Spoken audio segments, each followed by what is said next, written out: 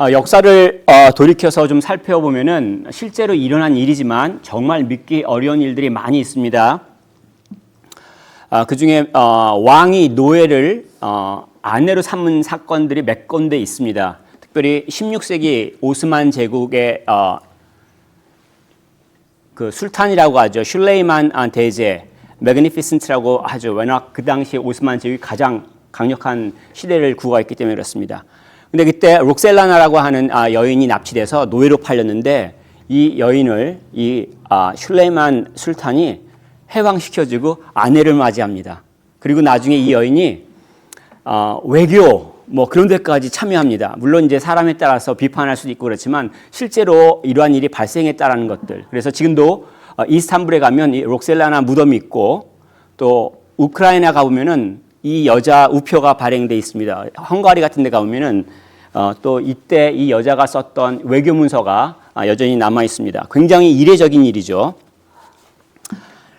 그런데 성경을 통해서 하나님께서 역사 가운데 진행하시는 굉장히 독특한 일들을 가르쳐 주시고 있는데 특별히 오늘 본문에서 그런 일들이 무엇인지 가르쳐 주고 있습니다. 그래서 우리가 이 본문을 통해서 또 하나님께서 진행하시는 일들을 깨닫고 또 그 은혜 가운데 우리가 함께 참여하면 참 좋겠습니다.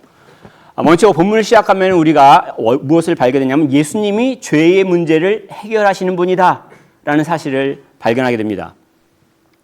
예수님이 본동네 1절에 돌아갔다고 하시는데 이 가버나움을 말하죠. 원래 자란 곳은 이제 갈릴리 산동네인데 예수님께서 하신 말씀을 거부해요. 그럼 어떻게 합니까? 하나님이 이 땅에 오셔서도 거부함을 할 수 없어요. 예수님께서 나사렛을 떠나시죠. 그리고 가서 가버나움에서 본부를 삼으시고 거기서 이제 예수님께서 말씀을 가르치고 치유를 하시는 사역들을 진행하시죠.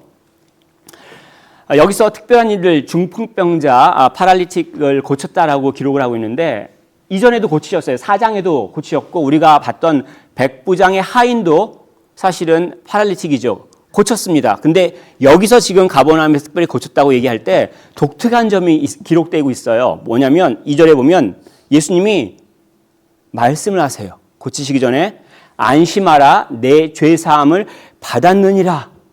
뭐 여러 가지 생각할 수 있는데 병과 죄가 관련이 있다라는 사실. 물론 여기서 좀 더 가가지고 모든 병이 죄의 직접적인 결과다라고 오해하는 경우들도 있습니다. 그런 것도 있고 아닌 경우도 있어요. 특별히 요한복음 9장에 보면은 어떤 맹인을 사람들이 가리키면서 저 사람이 암 못 보는 거 부모가 잘못해가지고 자식이 저렇게 된 거죠. 그랬더니 예수님이 아니야 라고 말씀하셨어요. 따라서 이 병과 죄가 모두 직접적으로 관련이 있지는 않습니다. 그렇지만 창세기 3장을 보면 우리가 고통을 겪는 것, 우리가 아파하는 것, 죽음을 피할 수 없는 것, 죄의 결과라는 것들을 가르쳐주고 계시죠. 중요한 것들은 이 본문을 통해서 예수님이 뭘 말씀하시냐면 우리 고통의 근본적인 문제인 죄를 해결해 주신다라는 사실을 발견할 수가 있습니다. 죄 사함을 선언했을 때 우리들은 별로 반응이 없지만 당시 유대인들은 경악을 하는 문제입니다. 으악! 3절에 보면 반응들이 나오잖아요. 신성모독이다. 하나님에 대해서 몰라. 하나님을 모욕하는 행동이야. 그렇게 지금 반응을 보이고 있어요. 왜냐하면 죄사함은 하나님이 하시는 일이에요. 죄의 문제는 내가 비록 사람한테 할지라도 내가 우리 집에 있는 내 배우자한테 잘못한다 할지라도 이 잘못이 결국은 하나님께 잘못하는 거예요. 이걸 사실 우리가 좀 이해하기 좀 어렵습니다. 왜냐하면 오늘날 우리들은 죄라는 것들을 별로 깊이 생각하지 않아요. 그리고 피해요. 문제 자체를 피하기 때문에 이해 자체가 없는 거예요. 그런데 지금으로부터 한 3,000년 전에 살던 사람이 이 죄에 대해서 고백을 한 장면이 있는데 시편으로 기록을 했습니다. 잠깐 우리가 이것들을 보고 함께 나누면 좋겠다 싶은데 잠깐 보여주시겠어요? 같이 읽을까요? 하나님이여 주의 인자를 좇아 나를 긍휼히 여기시며 주의 많은 자비를 좇아 내 죄가를 도말하소서. 나의 죄악을 맑게 씻기시며 나의 죄를 깨끗이 제하소서. 죄에 대해서 세 가지 표현이 나오죠. 죄과, 죄악, 죄. 이렇게 세 가지로 죄를 표현합니다. 다윗이 고백하는 시예요. 자기가 밧세바하고 간음을 한 다음에 그 고통 가운데 회개를 하는 여러 편의 시를 적었는데 그 중에 하나가 시편 51편입니다. 근데 이 죄가라는 건 뭐냐면 영어로는 transgression이라고 표현하는데 행위를 말해요. 잘못한 거, 하나님 말씀 안 지킨 거, 간음한 거, 어겼잖아요. 그리고 에덴 동산에서 선악과를 따먹은 거, 잘못된 행동이잖아요.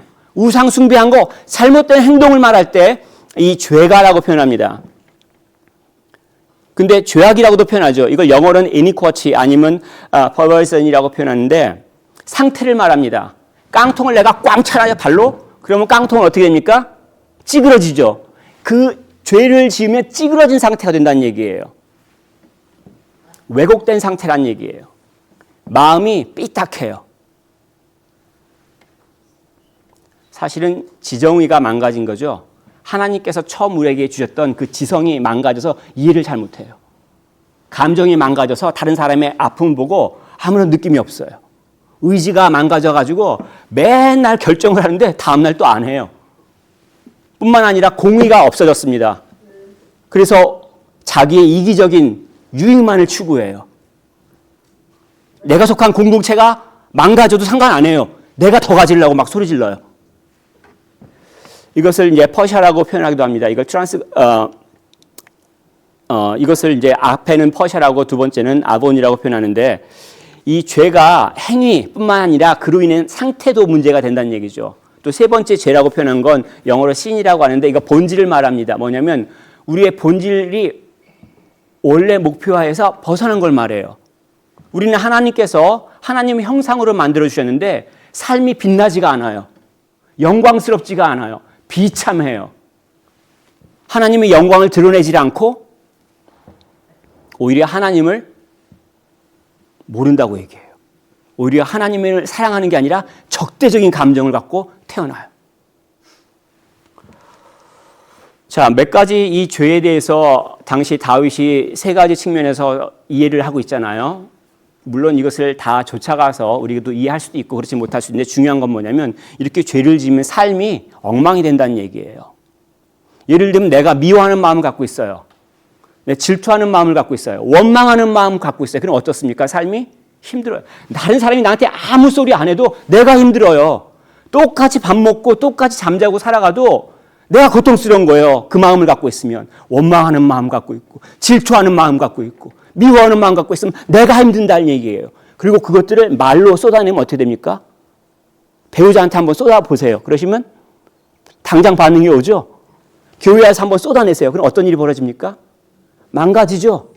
그럼 망가지면 어떻게 돼요? 본인도 거기서 죄책감을 느끼잖아요.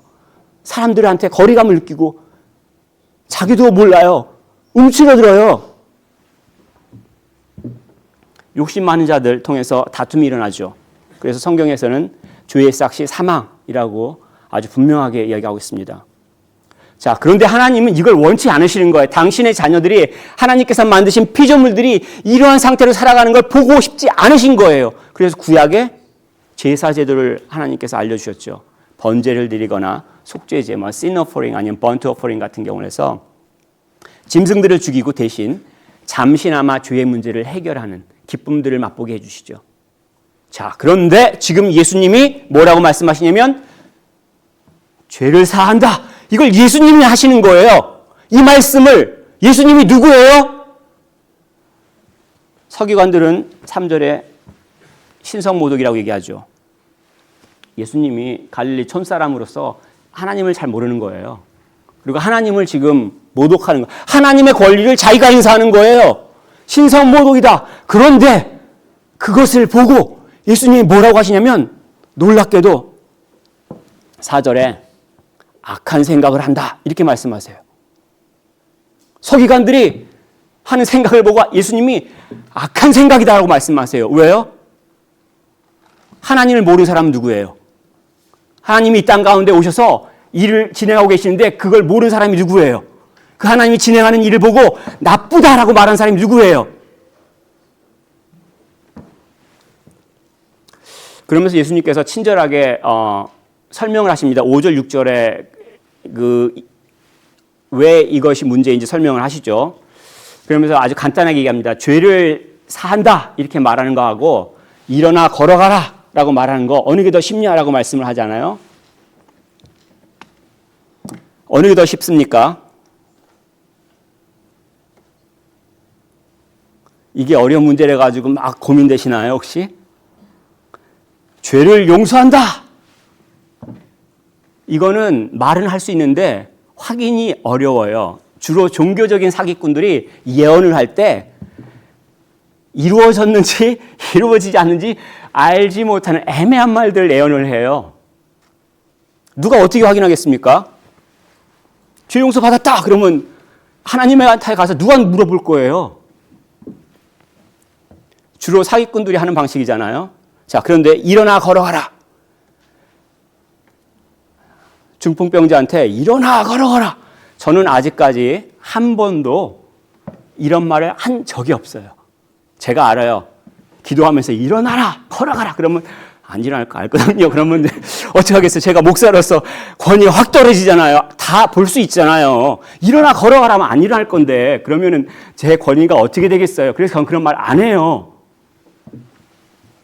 자, 그런데 능력 있는 사람이라면 하겠죠. 왜냐하면 사람들이 눈이 다 동그래지죠. 아무도 못하는 일을 한 건데 하나님의 일을 사람이 하는 건데 눈이 동그래지는 거예요. 그런데 예수님은 보세요. 어떻습니까?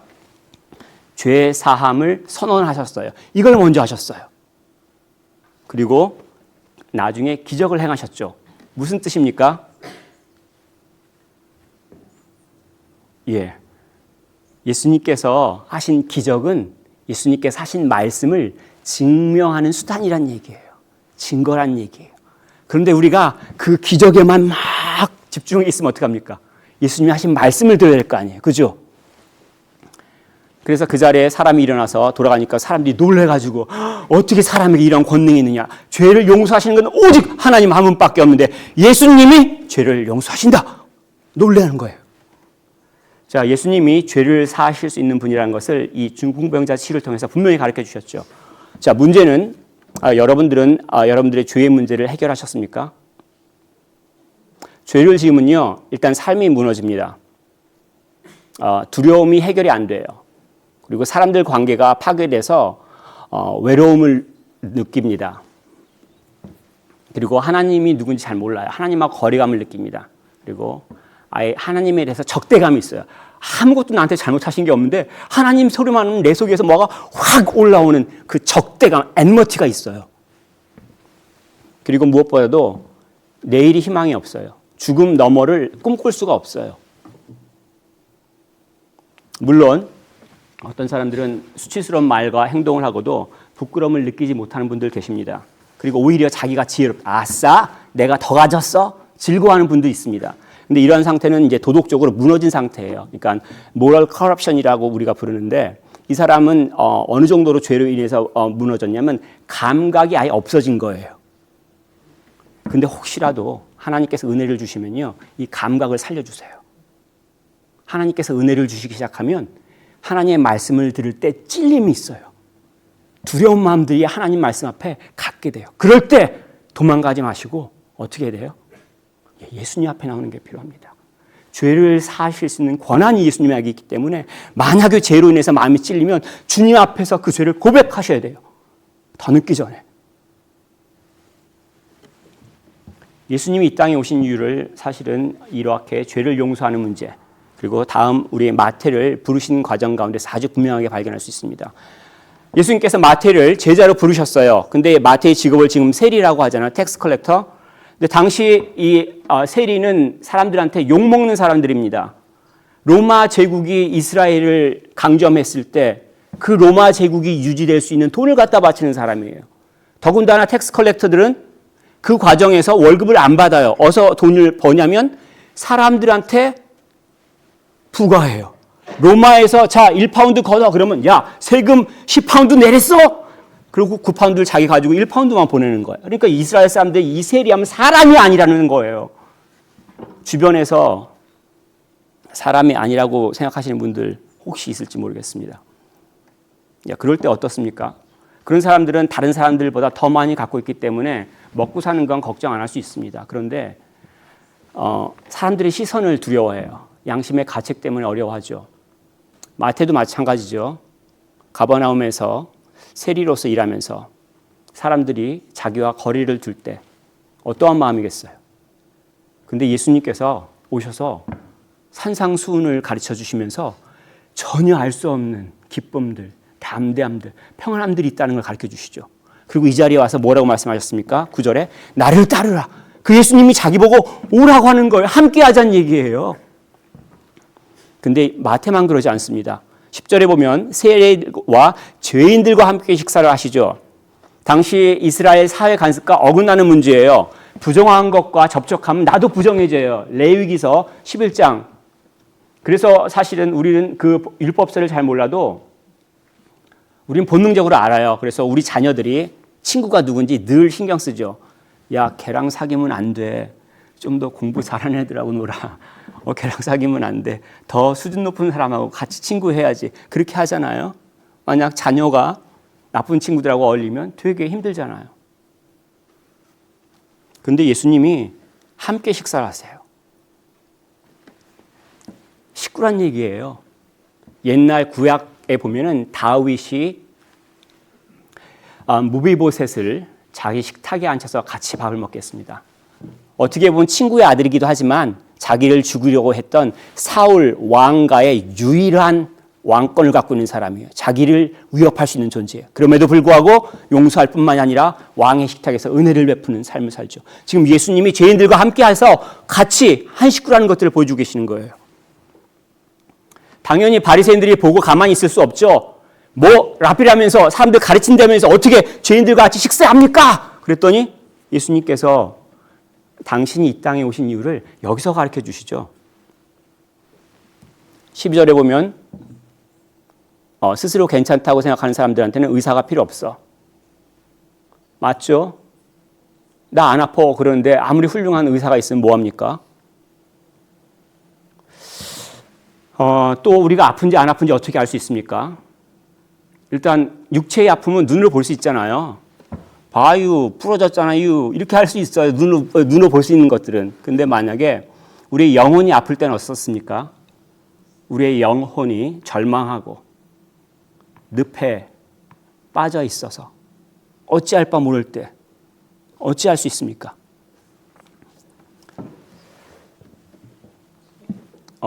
진료는 모르세요? 진료는 의사에게, 약은 약사에게, 그죠? 진료를 자기가 스스로 하고 다른 사람 약 먹는 사람 혹시 있습니까? 우리 가운데?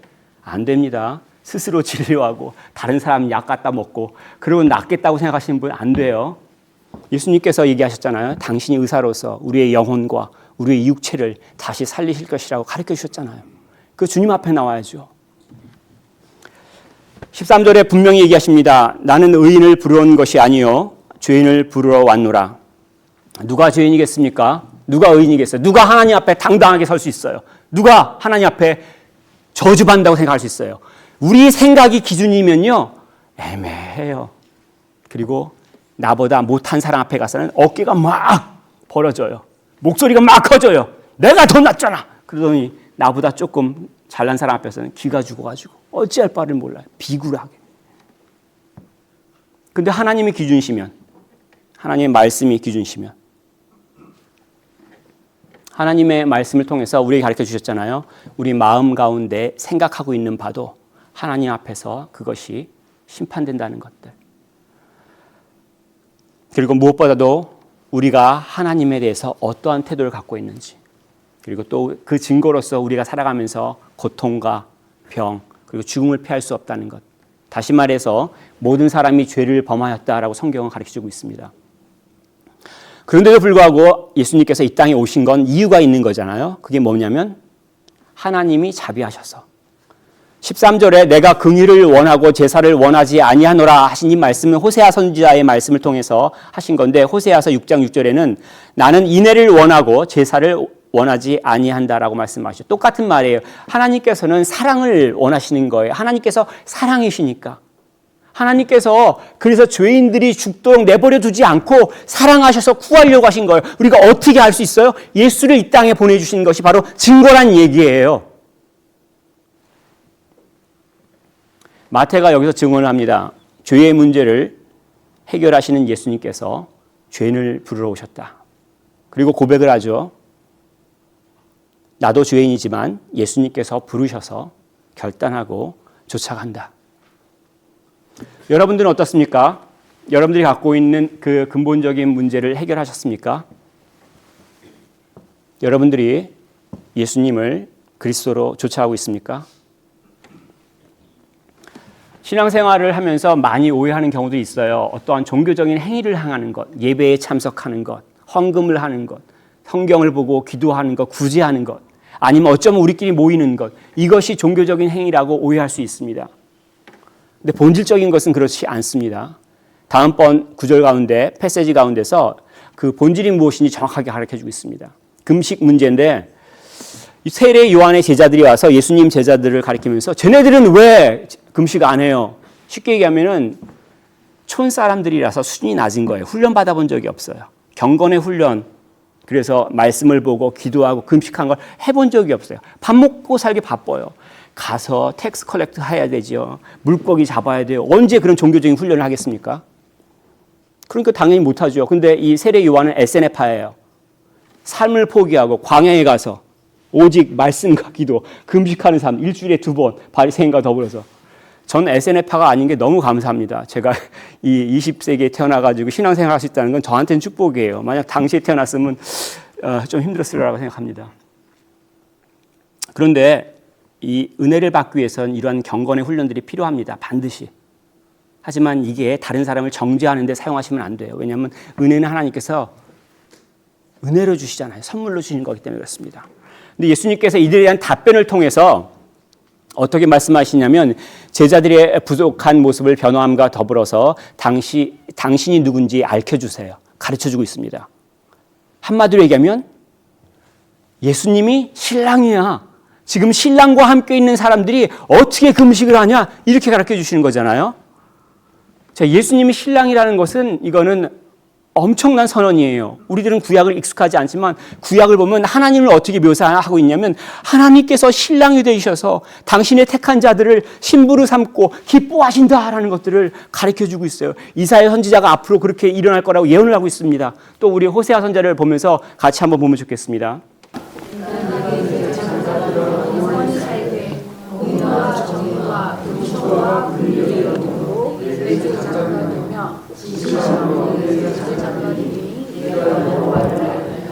아멘. 하나님께서 당신이 택한 자 이스라엘, 교회, 그리스도인들을 향해서 내가 신랑이야 라고 얘기를 하잖아요.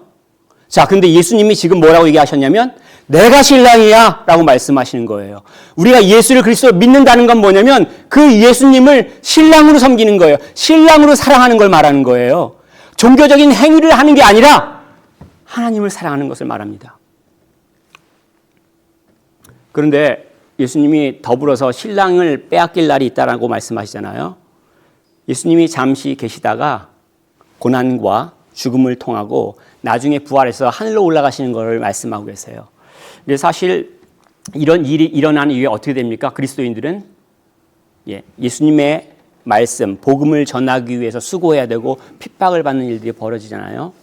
근데 여기서 끝이 아니라는 것을 가르쳐주고 있습니다. 신랑이신 예수님이 어디 가신 게 아니라 다시 오신다는 얘기예요. 사실 우리들은 여기에 익숙하지 않아요. 그런데 이스라엘 문화는 이스라엘 결혼식 풍속이 그래요. 이스라엘은 결혼하기 전에 정혼을 합니다. 오늘날 인게이지먼트하고 차이가 있는 게 뭐냐면 정혼을 하면 부부예요. 성관계만 하지 않을 뿐더러 이건 꼼짝 못하는 부부예요. 그리고 나서 이 신랑이 자기 집으로 가서 1년 동안에 집을 마련해요. 함께 살 집을 다 건축하고 나면 다시 어느 날인가 와요. 그럼 신부가 그때 준비하고 1년 동안에 이 신랑이 올 때 같이 결혼식을 해요. 이때 한 일주일 동안 결혼식을 하잖아요. 그리고 나서 사실은 다시 그 신랑이 준비한 집으로 가는 건데 이것을 예수님께서 말씀하고 계시잖아요. 떠나실 때 내가 너네 있을 곳을 마련하러 간다.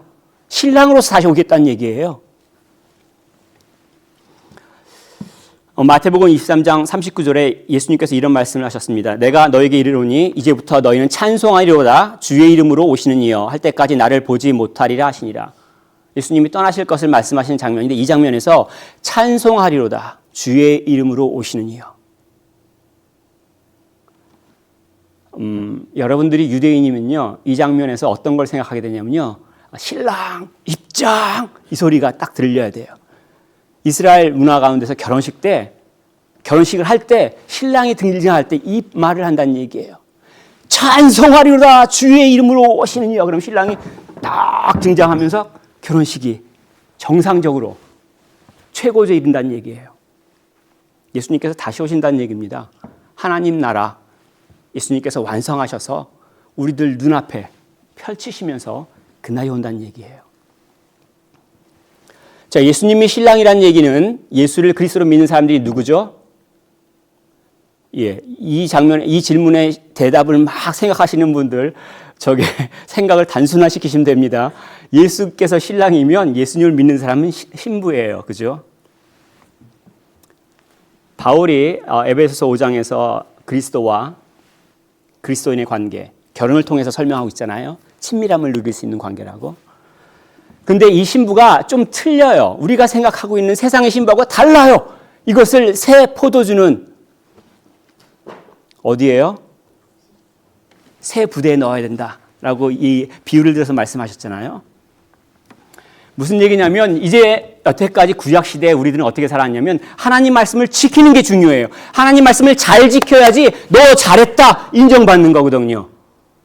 종교 활동을 잘해야 하셔야 돼요. 말씀을 잘 읽고 기도하고 금식하고 구제하고 안 그러면 혼나죠. 책망을 당해요. 근데 신약 시대에 와서 어떤 일이 벌어졌어요? 예수님이 하신 것 때문에 우리가 하나님한테 인정받는 거예요. 예수님께서 십자가에서 죽으신 사건 때문에 모든 죄값이 페이오프 된 거예요.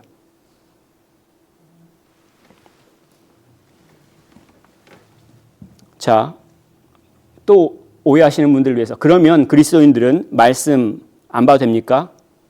기도 안 해도 됩니까? 구제하지 않아도 됩니까? 혹시 봉사하지 않아도 됩니까?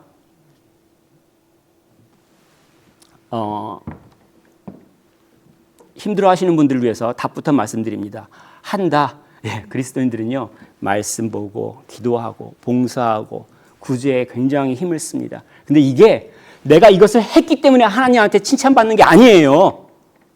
내가 이것을 했기 때문에 하나님께서 나를 받아주신다. 이게 아니란 얘기예요. 이미 예수님께서 하신 것 때문에 나를 받아주셨기 때문에 내가 그 주님을 사랑하기 때문에 하는 거예요.